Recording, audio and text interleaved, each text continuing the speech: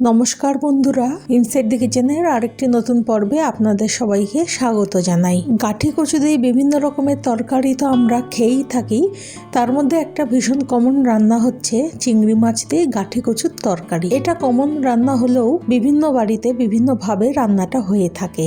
আমি কিভাবে বাড়িতে বানাই সেটাই দেখাবো। প্রথমেই গাঠি কচু আর আলুগুলোকে খোসা ছাড়িয়ে কেটে নিয়েছি। আমি এখানে আলু দিয়েছি, আপনারা চাইলে নাও দিতে পারেন। চিংড়ি মাছগুলোকে কেটে ধুয়ে পরিষ্কার করে নিয়েছি। নুন আর হলুদ দিয়ে মাছগুলোকে ম্যারিনেট করে রেখে দিচ্ছি। একটা মশলা পেস্ট বানিয়ে নেব। তার জন্য হলুদ গুঁড়ো দিচ্ছি 1 চামচ, জিরে গুঁড়ো 1 চামচ, ধনে গুঁড়ো 1 চামচ, লাল লঙ্কার গুঁড়ো 1 চামচ আর কাশ্মীরি লাল লঙ্কার গুঁড়ো দিচ্ছি 1/2 চামচ মতো রঙের জন্য। এবার পরিমাণ মতো জল দিয়ে একটা মিশ্রণ বানিয়ে নেব। কড়াইতে তেল দিয়ে তেল গরম হলে কেটে রাখা আলুগুলোকে প্রথমে ভেজে নিচ্ছি। তার জন্য তেলের মধ্যে আলুগুলোকে দিয়ে দিচ্ছি।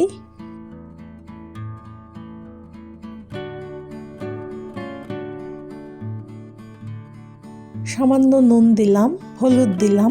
আমি কিন্তু আলুগুলোকে একটু সময় নিয়ে ভাজছি। আলুগুলো বেশ সুন্দর করে ভাজা হয়ে গেছে, এখন উঠিয়ে নিচ্ছি।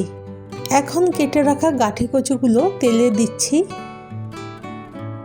যেহেতু আলু ভাজার সময় নুন আর হলুদ দিচ্ছি, তাই এখন আর দিচ্ছি না। কচুগুলো বেশি ভাজবো না, হালকা করে ভেজে নিচ্ছি। তাহলে কি হবে, কচু সেদ্ধ হওয়ার পরে একটা লতলতে যে ব্যাপার থাকে সেটা আর হবে না। একদম হালকা করে ভেজে নিচ্ছি। এবার চিংড়িগুলোতে তো আগে থেকে নুন হলুদ মাখানোই ছিল, সেগুলোও ভেজে নিচ্ছি।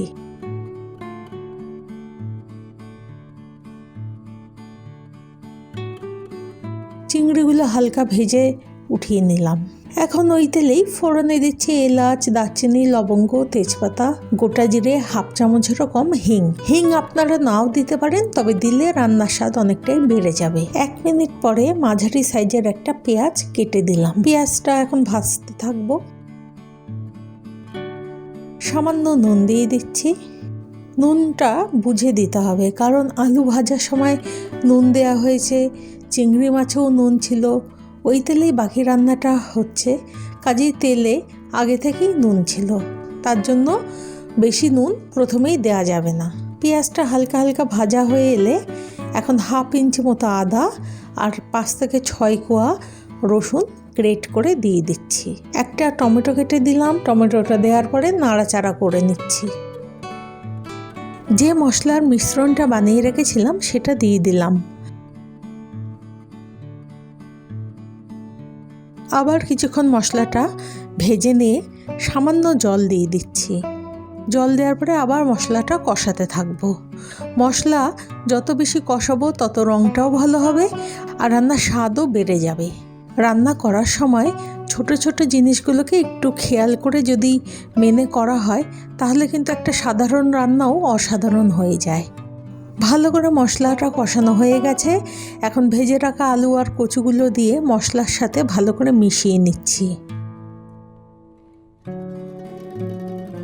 কিছুক্ষণ নাড়াচাড়া করে নিয়ে আমি ভেজে রাখা চিংড়িগুলো দিয়ে দিলাম। দেখুন কত সুন্দর কষানো হয়েছে। পরিমাণ মতো জল দিচ্ছি। একটু বেশিই দেবো, কারণ আলু আর কচু সেদ্ধ হবে আর তখন ঝোলের পরিমাণটাও একটু কমে যাবে। নুনটা কম মনে হলো, তাই নুন দিয়ে দিচ্ছি। ঝোল যেই ফুটতে শুরু করবে তখন ঢাকা দিয়ে মিডিয়াম ফ্লেম করে রেখে দিচ্ছি। প্রায় 20 মিনিট মতো সময় নিয়েছে আলু আর কচুটা সেদ্ধ হতে। মাঝখানে আমি একবার ঢাকা খুলে চেক করে নিয়েছিলাম।